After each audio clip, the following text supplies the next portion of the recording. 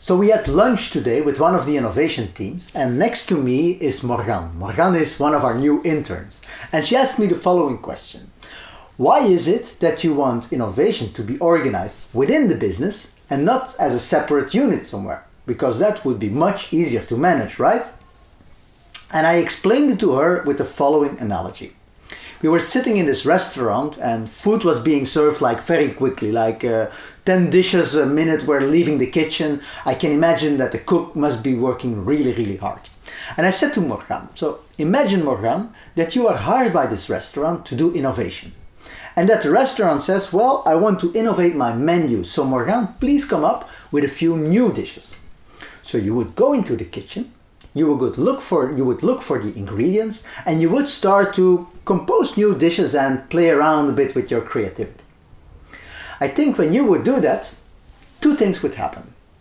First, the cook would get very demotivated because he is working there like crazy. He is cranking out dishes like 10 plates a minute, and at the same time you are sitting there like, what if we combine this with that? That would be very demotivating for that cook, I can imagine. And you don't want to demotivate the cook. He's playing with your food. So the second thing that would happen, once Morgane finishes composing her new dishes and she comes up with these 3 new wonderful things to add to the menu, the cook would resist the change. He would say like, no Morgane, this will never work because this dish is much too expensive, and that dish I will never be able to prepare it in time because I have to crank out that many dishes a minute.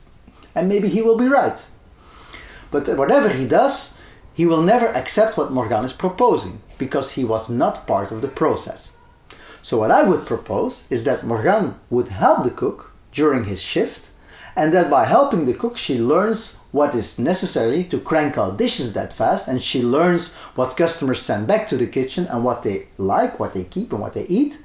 So she would learn more about the job. And when she learns more about the job, she's also helping the cook. So both the cook and Morgane have some time to spend on creating new dishes, and then they can do it together. So for me, an innovation department is much more like an internal consultant or a group of people who help the business to create new things instead of setting up new things themselves. And I think that's a much healthier positionment of innovation within a company.